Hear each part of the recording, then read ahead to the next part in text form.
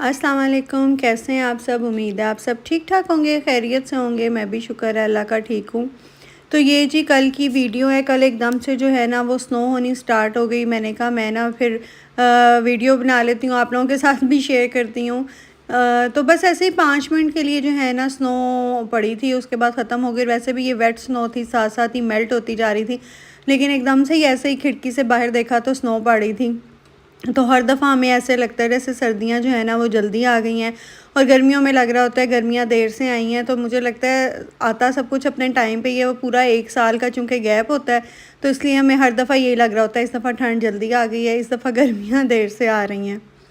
तो बस जब मौसम चेंज हो रहा होता है ना, ख़ास तौर पे जब विंटर स्टार्ट हो रहा होता है, तो बड़ा डिप्रेसिंग सा होता है सब कुछ। दिन छोटे हो जाते हैं, जल्दी अंधेरा शुरू होना शुरू हो जाता है।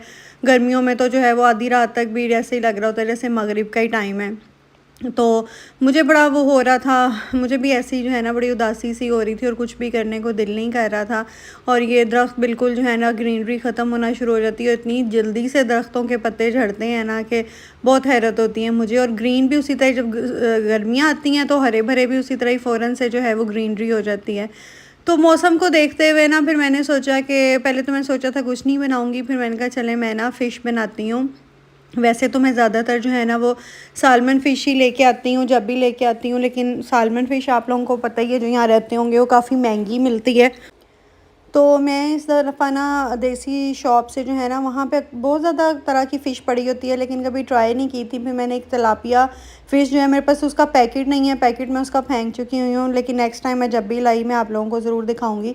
तो मैं लास्ट विंटर में भी वो फ़िश 3-4 दफ़ा ट्राई की। शुरू में तो अच्छी नहीं बन रही थी, समझ नहीं आ रही थी इस फ़िश में, पता नहीं शायद ये खुद सॉल्टी होती है इतनी ज़्यादा। फर्स्ट टाइम मैंने बनाई तो मैंने सालमन की तरह उसी तरह जो है ना मसाले वगैरह लगा दिए, नमक भी उसी तरह डाल दिया, और वो इतनी कड़वी इतना कड़वा नमक हो गया कि वो तो खानी मुश्किल हो गई। अच्छा, नेक्स्ट टाइम जब बनाई मैंने काफ़ी कम डाला, लेकिन वो फिर भी हमें थोड़ा तेज़ लगा।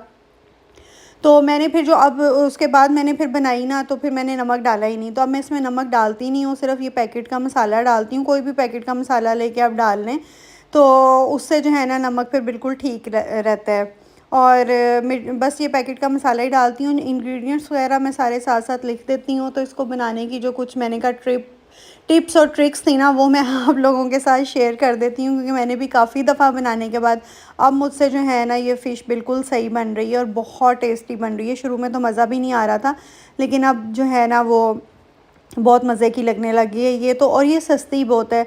अब मुझे एग्जैक्ट प्राइस तो नहीं याद है, शायद 7 यूरो या 8 यूरो की केजी है, और एक पैकेट जो है ना वो मेरे ख्याल में 9 यूरो या 10 यूरो शायद इसी तरह ही आता है, और उसमें 6 पीसीज होते हैं। मैं भी आपको इसके पीसीज भी दिखाती हूँ। तो बहुत मज़े की बनती है, मैं ये भी बना लेती हूँ, और सालमन भी जब जो ऑफ़र पे लगी होती है फिर वो भी ले आती हूँ, क्योंकि उसकी तो बात ही अलग है फिर। और इसको जो है ना वो आपको मैरिनेट करके भी रखने की ज़रूरत नहीं है। ये जिस वक्त आपने बनानी है उसी वक्त इस पे मसाले लगाएं, और साथ ही साथ जो है ना इसको आप बनाते जाएं। फ्राइंग पैन में मैं तो बेक करके बनाई थी, मुझे उसका तो बिल्कुल मज़ा नहीं आया था। तो मैं इसी तरह फ्राइंग पैन में ही बनाती हूँ।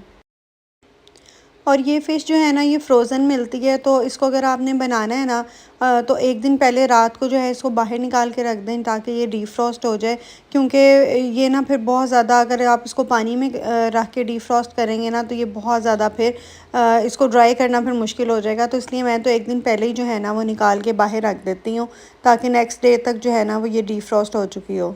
तो यहाँ मैंने सारी फ़िश को जो है मसाला लगा लिया था, और मैं इसको डीप फ्राई नहीं करूँगी, मैं बहुत थोड़ा सा ऑयल लूँगी पैन में, और उसी में इसको बना लूँगी, और बहुत ज़बरदस्त बनती है। डीप फ्राई करने की बिल्कुल भी ज़रूरत नहीं है इसको। तो क्या कहते हैं उसे, इसको आपने फ्राई करते हुए ये करना है कि जब आप इसको फ्राई करने लगे ना, तो एक साइड जब अच्छी तरह फ्राई हो जाए ना, फिर उसका जो है ना आप उसको पलटें, वरना ये टूट जाएगी। अगर आप इसको थोड़ी सी फ्राई होगी ना, थोड़ी कच्ची थोड़ी पक्की जिसे कहते हैं, और आप इसका चेंज करेंगे, साइड चेंज करेंगे, तो ये टूट जाएगी। बस इसको आपने दूसरी साइड से भी अच्छी तरह पका लेना है, और मैंने इसको थोड़ा हल्की हीट पे जो है बनाया था।